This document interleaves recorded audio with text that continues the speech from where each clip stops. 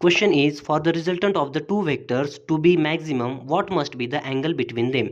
तो हमें क्या पूछा है, for the resultant of the two vectors to be the maximum.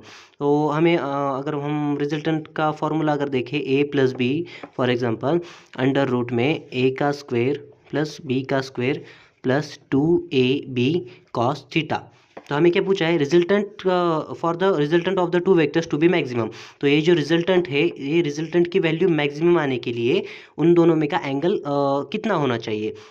तो वो अगर देखें यहाँ पे ए अगर देखें तो ए कांस्टेंट आएगा, बी भी देखें तो कांस्टेंट आएगा, और 2ab ये दोनों भी कांस्टेंट होगा। अगर कुछ वेरी हो रहा है तो वो हो रहा है कॉस थीटा।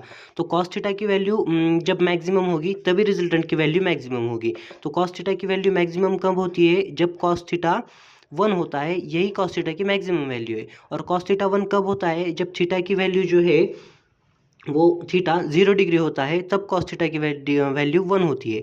जब हम यहाँ पे कॉस थीटा की वैल्यू 1 रखेंगे तब मैक्सिमम रिजल्टेंट आएगा। इसलिए हमारा जो एंगल है वो एंगल 0 डिग्री आएगा, जो कि ऑप्शन नंबर ए है।